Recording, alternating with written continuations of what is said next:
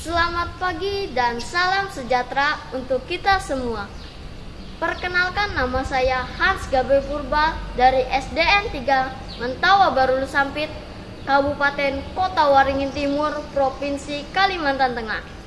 Saya akan membawakan sebuah cerita rakyat daerah Kalimantan Tengah yang berjudul Kambe Danum yang Dengki.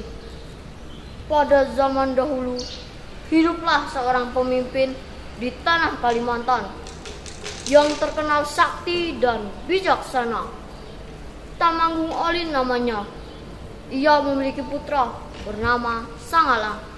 Suatu hari, timbul keinginan Sangalang untuk membudiki sungai. Setelah mendapat restu orang tuanya, mulailah ia melakukan perjalanan. 1 bulan telah berlalu, sampailah ia di sebuah dusun kecil. Di dusun itu hanya terdapat sebuah betang.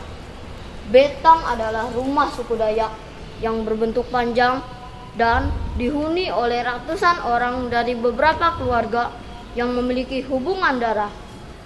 Pemimpin rumah betang itu memiliki seorang anak gadis bernama Antambua. Gadis itu memiliki rambut panjang, 8 depa panjangnya. Perangai dan tingkah lakunya sangatlah santun. Setelah melihat Antambua, Sangalang melamarnya. Segenap keluarga Antambua berunding. Rupanya lamaran Sangalang diterima. Sangalang bernikah. Sangalang dan Antambua hidup berbahagia. Suatu hari, Sangalang hendak membawa Antambua untuk pulang ke desanya.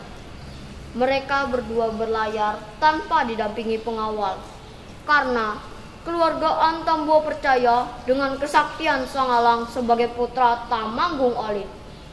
Perahu suami istri itu dengan tenangnya berlayar.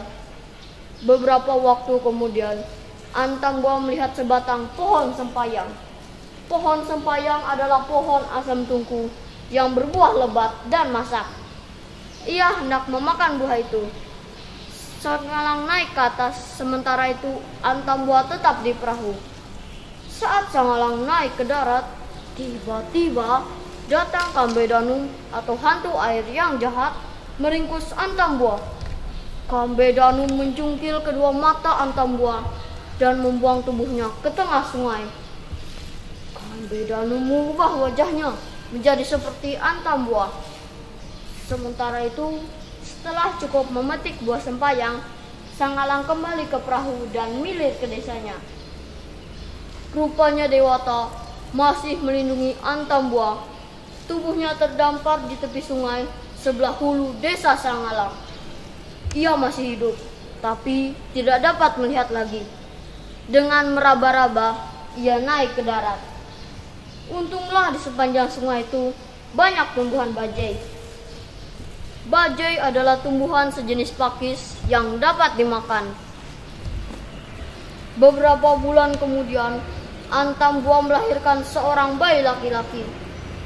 Dengan susah payah ia menghidupinya, hanya dengan makan pucuk bajai saja. Anaknya semakin besar. Suatu hari, anaknya memohon kepada ibunya. Ibu, bolehkah saya meminta 5 helai rambut ibu dan peniti kebaya ibu? Untuk apa, Nok? Tanya ibunya. Saya ingin memancing ikan di tepi sungai itu, Bu.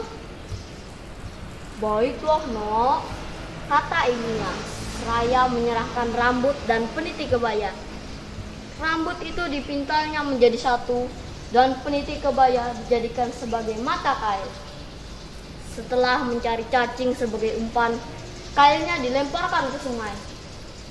Tidak lama menunggu, ia mendapatkan seekor ikan jelaut besar. Ikan terbelah perutnya dan dibersihkan. Di dalam perut ikan itu ditemukannya 2 biji bulat dan bening. Ibu, di dalam perut ikan ini ada biji mata, kata anaknya. Antambua mengambil kedua biji itu, lalu memasukkannya ke rongga matanya. ajaib, tepat dan melekat. Perlahan-lahan ia membuka matanya dan ia dapat melihat lagi. Anak dan ibu itu sangat gembira. Anakku, carilah desa terdekat dari sini. Mintalah api dan kuali untuk memasak ikan ini. Kalau boleh, beras dan juga garam. Berjalanlah anak Antamboa menembus hutan belukar. Dari jauh, ia melihat asap tebal dari sebuah rumah yang dihuni oleh seorang nenek. Dinaikinya rumah itu. Permisi, Nek.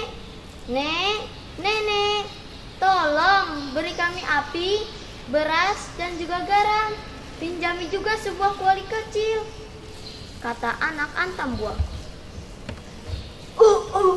Oh, cucuku, semuanya akan kuberikan. Tapi di mana tempat tinggalmu? Saya tidak tahu namanya, Nek. Di tepi sungai yang sunyi dan berhutan lebat itu. Ini bawalah, sambil kau pulang, patahkan ranting-ranting kecil di sepanjang jalan yang kau lewati, kata si nenek. Anak Antamboa pulang dengan gembira sambil membuat tanda di sepanjang jalan yang ia lewati. Kemudian nenek menyusulnya, mengajak keduanya tinggal bersama. Anak Antamboa kemudian sering pergi ke desa bermain-main. Wajahnya tampan, perangainya pun sopan. Dalam bermain, ia selalu menang. Suatu ketika, anak Antamboa bermain tombak bulu ayam. Anak Antamboa berputar-putar tanpa melihat sasaran. Ia melemparkan, dan bulunya menancap tepat di tengah-tengah. Sang elang yang melihat kagum dibuatnya.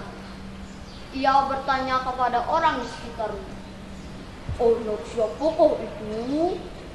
Tetapi tak ada yang tahu ia anak siapa dan di mana rumahnya. Sang elang memerintah jipennya. Jipen adalah hamba atau pelayan, memberikan anak itu sebakul beras. Bakul itu dilubangi bawahnya sehingga isinya berceceran. Sang elang mengikuti ceceran beras itu hingga sampailah di sebuah rumah nenek tua. Pandangan sang elang bertemu dengan Antamboa. Sambil menangis, Antamboa menceritakan penderitaannya. Sang elang amat geram mendengarnya.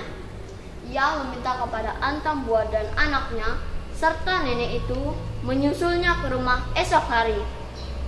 Sang elang bergegas pulang ke rumah. Sesampainya, ia berpura-pura mengajak Kambedanum yang mengaku sebagai istrinya turun mandi ke sungai.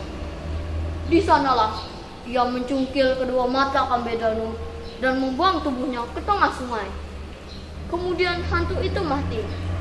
Akhirnya Antamboa dan anaknya dapat berkumpul dengan sang elang. Mereka hidup dengan tenang, damai, dan saling menyayangi.